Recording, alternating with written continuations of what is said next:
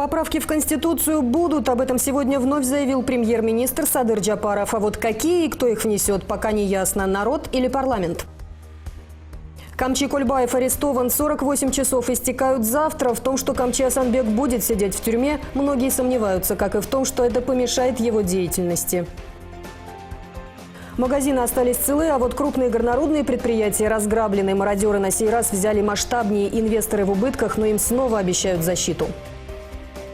Простить и отпустить. В Кыргызстане на воле окажутся около 1000 заключенных. Акт прощения проявят к тем, кто осужден незаконно или за несерьезное преступление.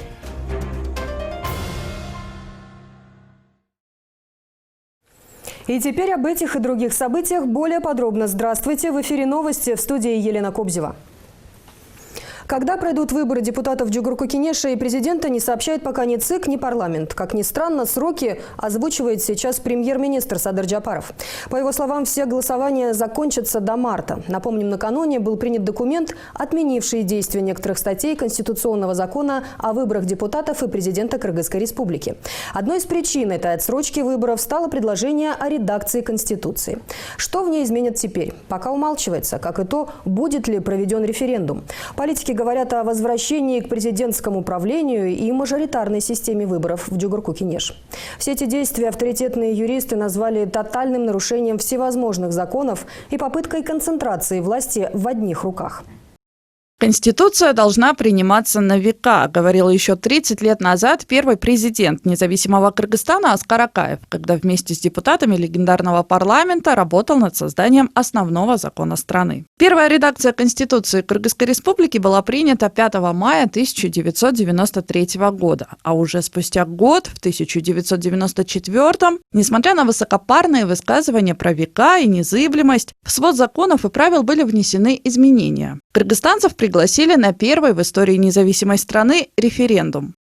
Указом президента Кыргызской республики от 27 октября 1994 года. С тех пор прошло 27 лет, а Конституцию успели дополнить и поменять еще 6 раз. Референдумы проводились в 96-м, 98-м, 2003-м, 2007-м. В 2010 году главный свод законов дополнили в очередной раз. Тогда же в Конституции прописали, что в последующие 10 лет больше ничего не менять. Однако в 2016 году провели очередной референдум, и вот уже сегодня депутаты вновь заговорили о необходимости конституционной реформы. В числе тех, кто не против, и депутат легендарного парламента Джамин Акималиев.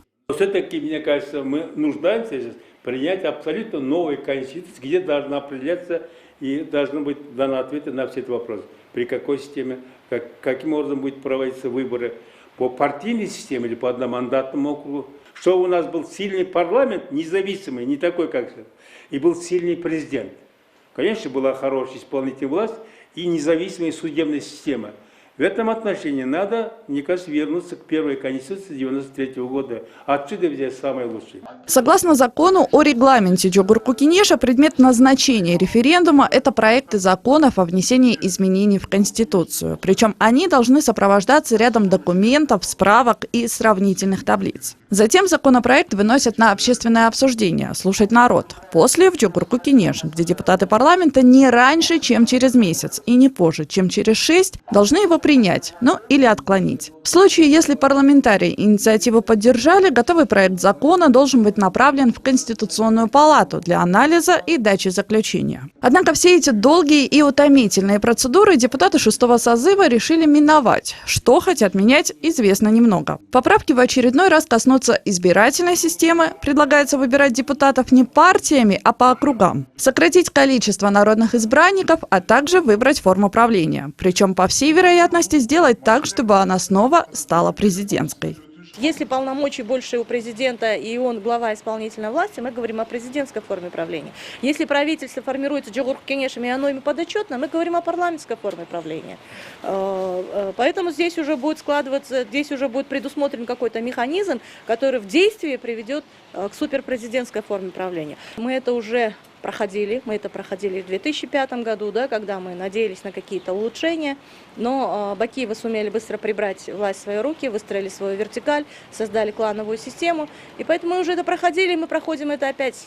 А между прочим, еще вчера в стране были назначены парламентские выборы на 20 декабря. ЦИК сделала это в соответствии с конституционным законом о выборах депутатов Джугурку-Кенеша и президента Кыргызской республики. Но оказалось, что одни законы можно парализовать и обойти, а другие, минуя всякие требования регламента, принять сразу в 3 чтениях. Накануне в ходе заседания депутатов Джугурку-Кенеша был принят законопроект, приостанавливающий действие некоторых статей закона о выборах. В качестве причин были названы пандемия, общественно-политическая ситуация и назревшая необходимость как раз менять Конституцию. Бывший спикер парламента Адахан Мадумаров назвал происходящее вопиющим нарушением и отметил, что действующий депутатский созыв вообще не имеет права проводить конституционные реформы.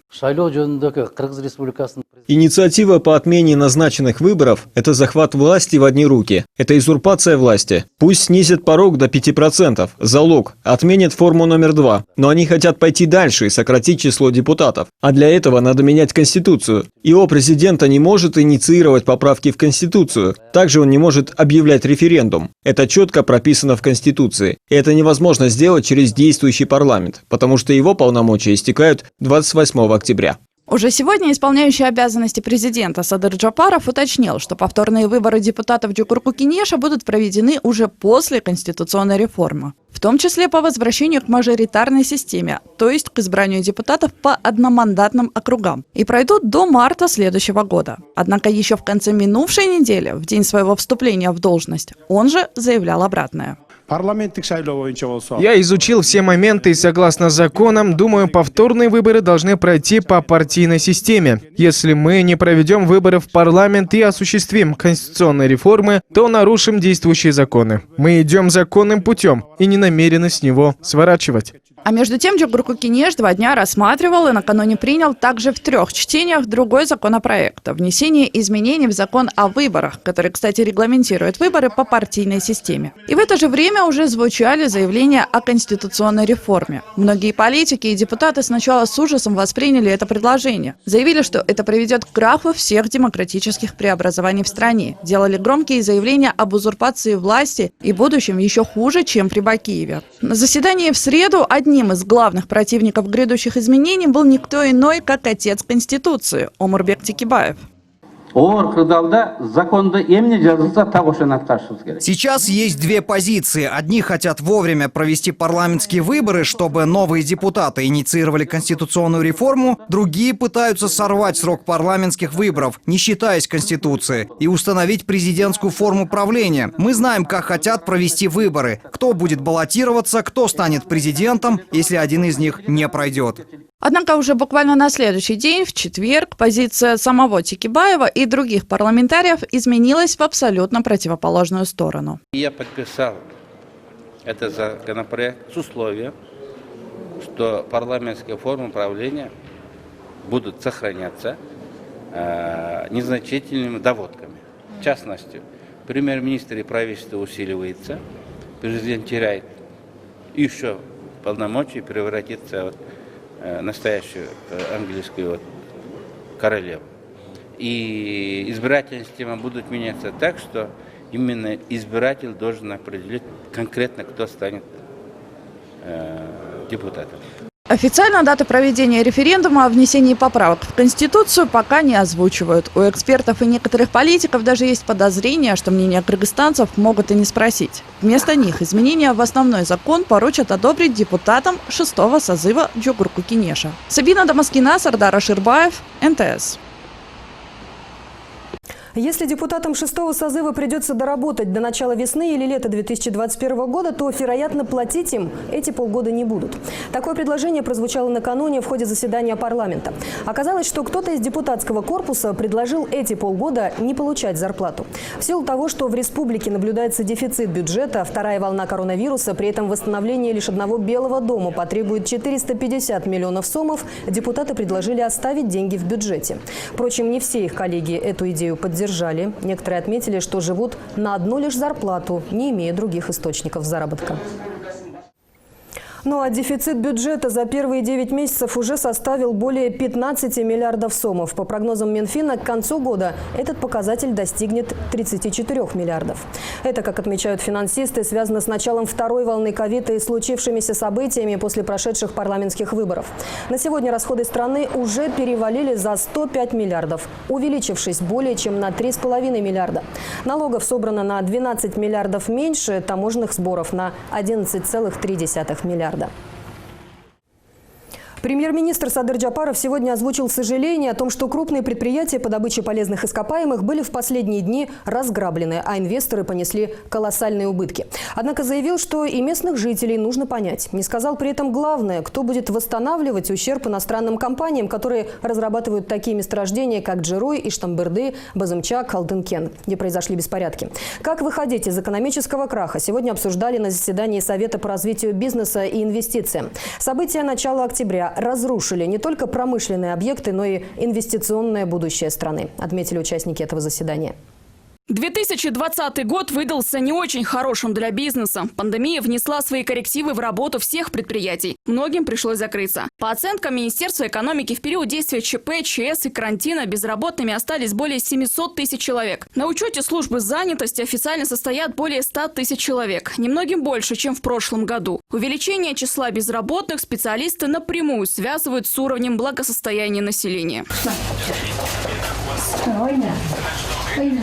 Выжили в карантин только благодаря помощи неравнодушных людей, говорит бишкекчанка Назгуль Акматова. Ее семья состоит из 11 человек. В марте остались без работы чета Акматовых и старший сын, которому 21 год. Со временем ситуация начала налаживаться. Однако проблемы с работой у Назгуль до сих пор есть. Она швея. Работает в цехе, где отшивает пальто. Готовые изделия ждут в России, а вот границы до сих пор закрыты. У нас сейчас таможня закрыта, работа также стоит. У нас неделю, может быть, мы 10 дней поработаем, там, может быть, неделю отдыхаем.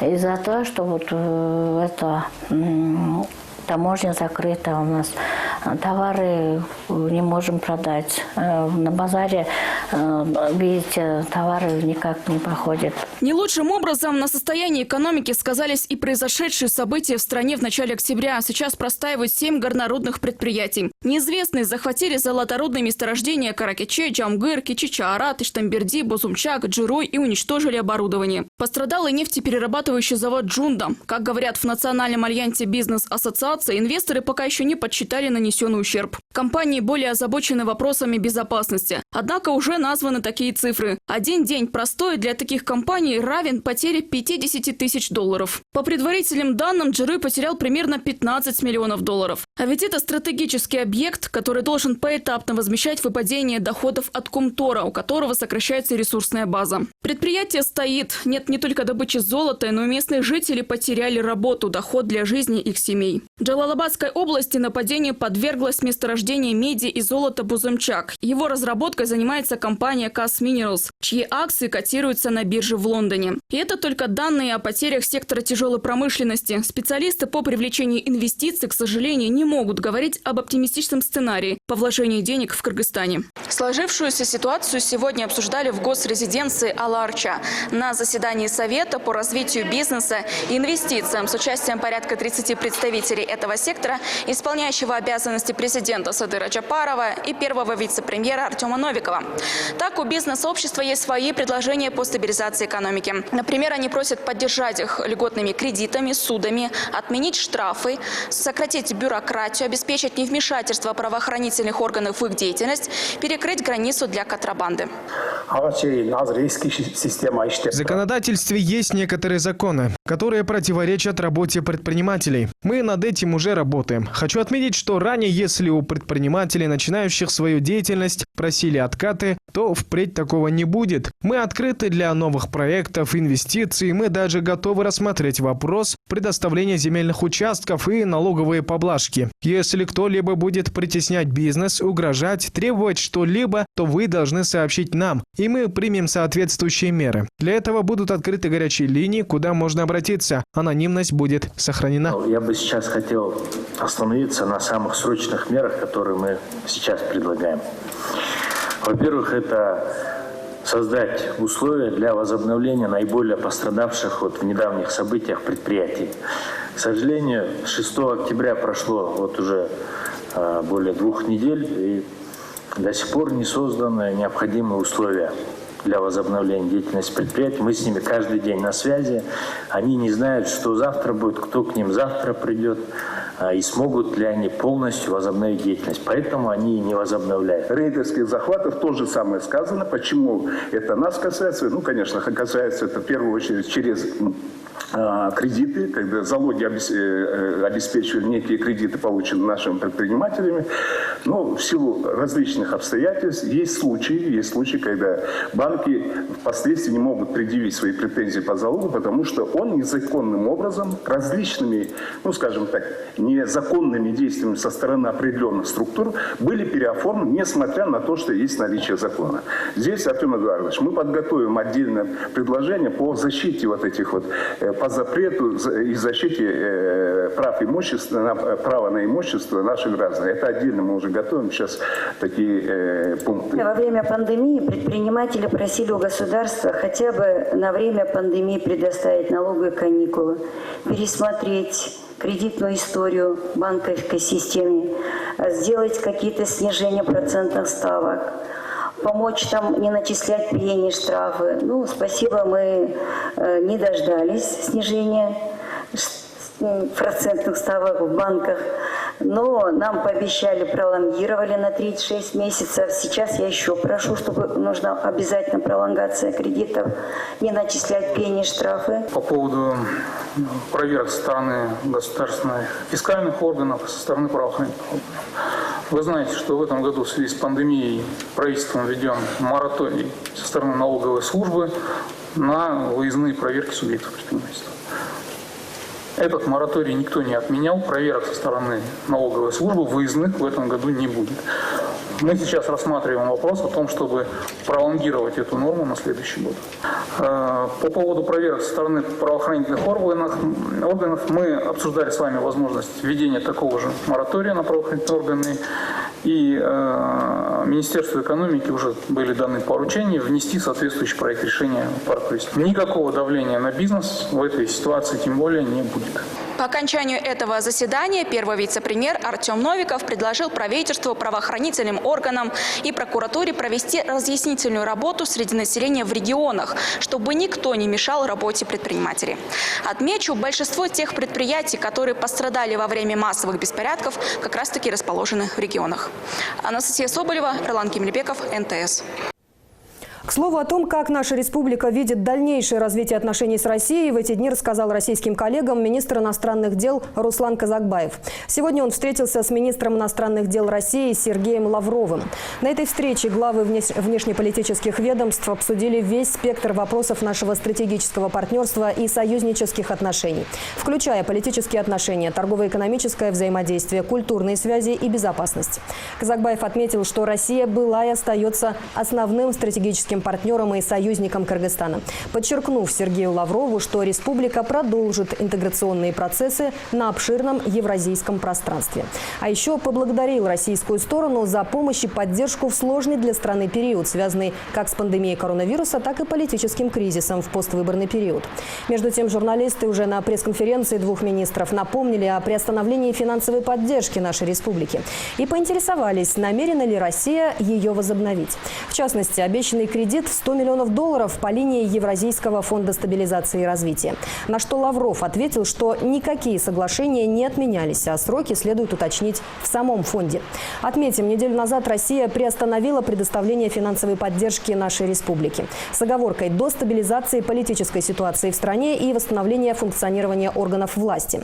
Напомним, кроме многомиллионных долгов, которые были списаны России и Кыргызстану, стране были предоставлены также $500 миллионов в качестве уставного капитала для Кыргызско-Российского фонда развития, который уже прокредитовал сотни бизнес-проектов внутри республики. Списывали вагоны и пилили их на металлолом. Финансовая полиция установила нарушения в деятельности сотрудников Кыргызтемиржолу. По данным следствия, ответственные лица, злоупотребляя должностным положением с целью собственной выгоды, незаконно распилили и продали на металлолом железнодорожные вагоны, чем нанесли госбюджету ущерб в значительном размере. В каком, пока точно не установлено. По некоторым некоторым данным, речь может идти о как минимум 200 вагонах. А вот другое ведомство ГКНБ сегодня заявило о нарушениях со стороны управления образования столицы. По их сведениям, эта структура провела закупки без проведения тендера. По информации Госкомитета, должностные лица вступили в сговор с представителями одной из компаний и в период с 2011 по 2018 годы закупали у нее услуги по подготовке элеваторных узлов, обслуживанию и проверке приборов учета тепловой и электрической энергии, а также холодной и горячей воды без соответствующего конкурса. Ущерб – 30 миллионов сомов. Отметим, что в управлении образования при мэрии заявили, что это обвинение абсурдно. Во-первых, на эти нужды ежегодно предусматривается лишь 25 тысяч сомов, а во-вторых, подобные закупки приобретаются отдельно каждым районным отделением, у которого обособленный бюджет. Даже если Камча Санбека, а таково сегодня официальное имя Камчебека Кольбаева, действительно взяли под стражу, организовать доказательства в суде о том, что он создатель преступной группы – чрезвычайно сложное дело. Об этом говорят опытные юристы и ветераны службы исполнения наказаний. Добавляя при этом, что тюрьма для вора в законе совершенно не препятствие для осуществления им руководства крим-структурами. Тем более, если речь идет о такой влиятельной в преступном мире фигуре, как Кольбаев. Арест лидера ОПГ был произведен накануне. Меру пресечения он ожидает в ВВС СИЗО ГКНБ.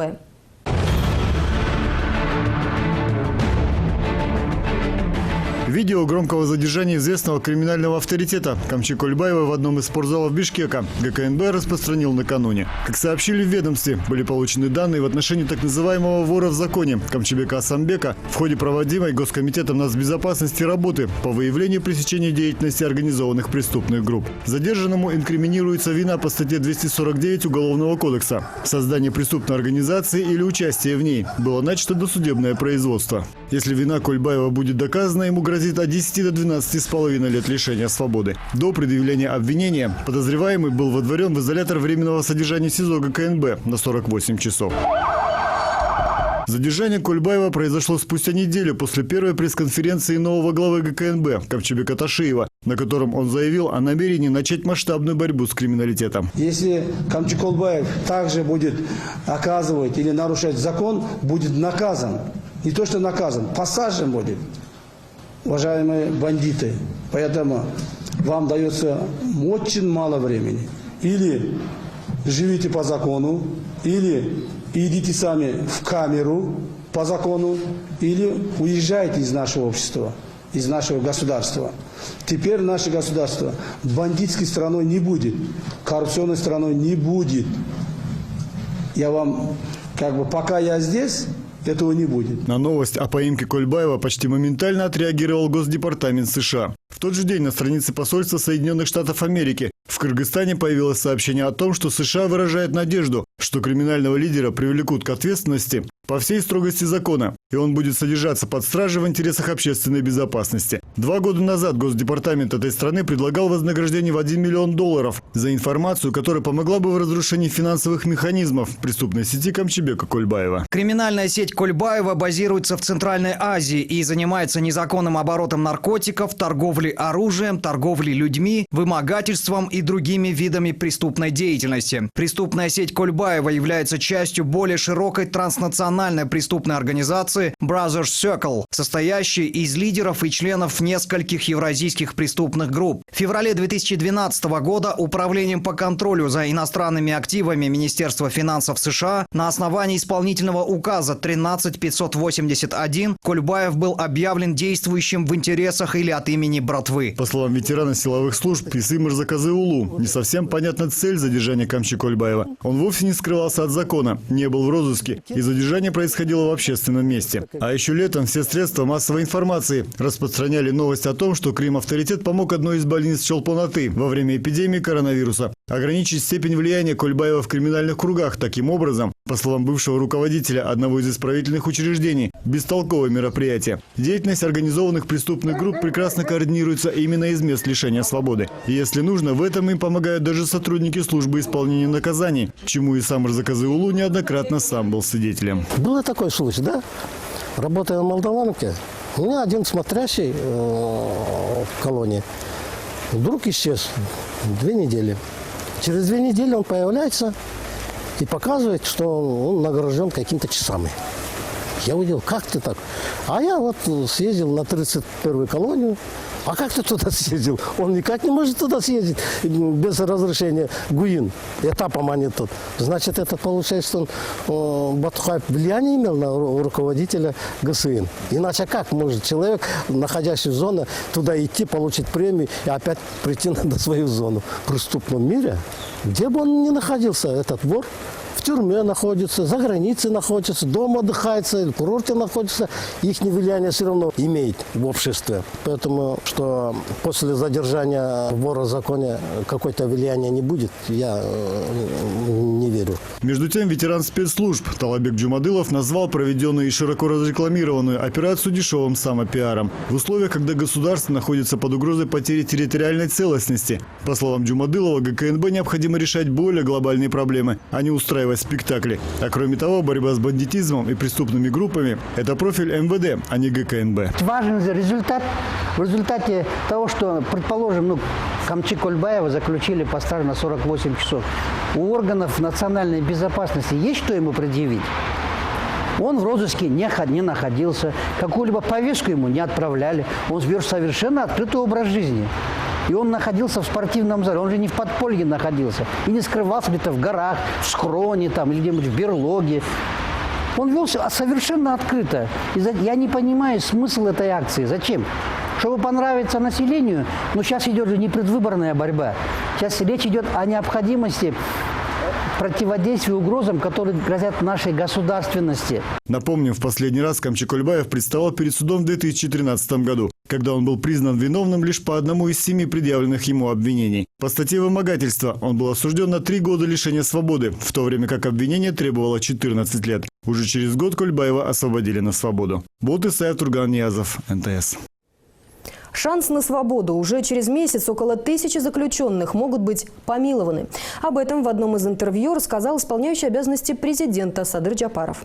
Как сообщают юристы, практика помилования в Кыргызстане использовалась, но не в таком масштабе. Ведь это не то же самое, что амнистия. Стало известно, что сейчас специальная комиссия ГСИН ведет анализ сроков и обвинительных приговоров среди заключенных по республике. Кто выйдет из тюрьмы, узнавал Кубат Кубанычбек-Улу. Без видеокамеры, ничего, они со всеми нарушениями. На фотографии сын этой женщины. Сейчас он находится в местах лишения свободы в СИЗО номер 1. 40-летнего Ахмеда Исаева, по словам матери, обвиняют в разбое, сопротивлении представителям власти и хранении оружия, который, по словам его адвоката, был в неисправном состоянии. А все началось с того, что знакомый задолжал Ахмеду Исаеву денег. Должник, по словам защитника, написал заявление в милицию. Мол, Ахмед Исаев пришел и силой забрал у него некоторую сумму. Далее, как в голливудском боевике, сотрудники СОБРа вместе с оперативниками и экспертами-криминалистами вламываются в дом, где проживал Ахмед Исаев, скручивают мужчине руки и забирают в отделение. По словам матери подозреваемого, никаких денег при этом следователи не нашли, но сына забрали. Именно в этот момент он и получил многочисленные увечья. Сейчас он уже больше года сидит в заключении в СИЗО. Суд постоянно откладывают. Судья не допрашивает свидетелей. Потерпевший говорит, что мой сын не брал у него денег. Все равно они это все как бы игнорируют. У Джейнышкуль Алымкуловой в тюрьме оказалась дочка. Инцидент произошел в начале месяца. Айлона Алымкулова повздорила с водителем маршрутки и разбила боковое стекло. Ущерб 8000 сомов водителю возместили. Тот даже забрал свое заявление. Но правоохранители все равно оставили девушку под стражей пока еще на 2 месяца. Мы с этой стороной уже примирились, но наше примирение городской суд не принял. Я сама инвалидка 2-й группы, дочка у меня вся больная, тоже справку предоставила. Мы с ними примирились, но они не стали рассматривать наше дело. Сказали, на 2 месяца закроем, пусть останется так, как есть. И таких ситуаций очень много. Проступки по квалификации незначительные. Да к тому же зачастую вопросы с потерпевшими уже обоюдно разрешены. Но дела не прекращаются. Как говорят следователи, есть факт, должна быть ответственность. Несмотря на недавнюю реформу кодексов, направленную на гуманизацию, изоляторы, тюрьмы, колонии, колонии все равно не пустеют. Как говорят юристы, граждане оступаются, но даже за нетяжкие преступления и проступки оказываются за решеткой. Впрочем, даже недолгое пребывание за решеткой накладывает на их жизнь сильнейший отпечаток. По решению премьер-министра Садыра Джапарова из мест лишения свободы выпустят около 1000 человек, осужденных, по его словам, незаконно или отбывающих сроки за небольшие проступки. Я сам был незаконно заключен под стражу. Таких, как я, 1000. Я поручил ГСН сделать ревизию, чтобы они проверили всех. Если есть те, кто незаконно осужден или осужден за небольшие проступки, их надо отпустить. В течение 20-30 дней выпустим около 1000 человек.